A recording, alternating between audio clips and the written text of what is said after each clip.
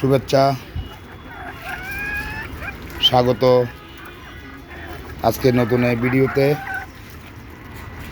আজকের ভিডিও হচ্ছে এই যে দেখেন আমি দেশি মুরগিকে কীভাবে পালন করি।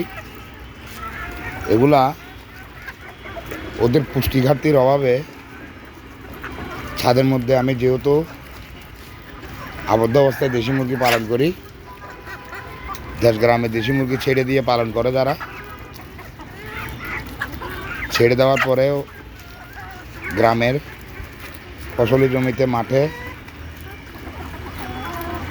বিভিন্ন শাক সবজি লতা পাতা খেয়ে নেয়। যেহেতু নিচে গ্রাম অঞ্চলে এগুলো অ্যাভেলেবেল, আমি যেহেতু আবদ্ধ অবস্থায় পালন করি, তো এখানে ওরা পাবে কোথায়? যেহেতু আরও টাওয়ারের ছাদের মধ্যে, আমরা 6 তলার টাওয়ারের ছাদে আছি। এই টাওয়ারের ছাদের মধ্যে ওরা তো এখানে পাচ্ছে না, তো সেই জন্য আমি ওদেরকে এই যে দেখেন এই বাঁধাকপির পাতাগুলো এনে দিছি। আপনারা সহজ শর্তে একদম সহজেই কোনো খাবার ছাড়া দেশি মুরগি এইভাবে শুধু পাতা দিয়েও পালতে পারবেন। এতে মুরগি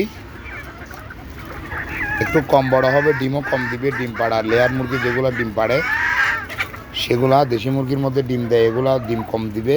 আর বড় হওয়ার মুরগি যেগুলা, এগুলো কম বড় হবে। এই একটু সমস্যা না হলে আপনারা বিনা খরচে এই বাঁধাকপি ফুলকপির ফেলে দেওয়া পাতাগুলা বাজার থেকে এনে আপনারা শুধু এগুলো দিয়ে পালন করতে পারবেন, কোনো সমস্যা নাই।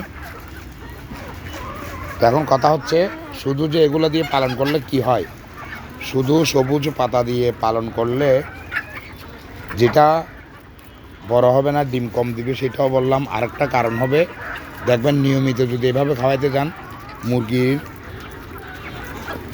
পায়খানা, মুরগির লিটার দেখবেন সবুজ হয়ে গেছে, তখন কিন্তু আতঙ্কিত হয়ে যেতে পারেন। মনে করবেন সেটা রানীক্ষেত রোগ হইলো নাকি অন্য কোনো রোগ হইলো, তখন কিন্তু আপনারা একটা সিদ্ধান্তহীনতা ভুগে যাবেন, ভয় পেয়ে যাবেন। ভয় পাওয়া থেকে দূরে থাকতে হবে, ভয় পাবেন না। যদি আবার বড় ধরনের দানাদার খাবার কিংবা কুড়া ভুসি দেওয়া শুরু করেন, তাহলে দেখবেন আবার মুরগি আস্তে আস্তে সবুজ পায়খানাটা আবার স্বাভাবিক পর্যায়ে চলে আসবে। আতঙ্কিত হওয়ার কোনো দরকার নেই। আপনারা সবুজ পাতা দিয়েও দেশি মুরগি পালন করতে পারবেন। তো ঠিক আছে, আজকের ভিডিও এই পর্যন্ত। আপনারা সবাই সুন্দর সুস্থ ভালো থাকবেন। আমার চ্যানেলটাকে সাবস্ক্রাইব করবেন, ফেসবুকে ফলো দিবেন, লাইক কমেন্ট শেয়ার করে সবাইকে দেখার সুযোগ করে দেবেন। আগামী ভিডিওর আমন্ত্রণ রইল। খোদা হাফেজ, আসসালামু আলাইকুম।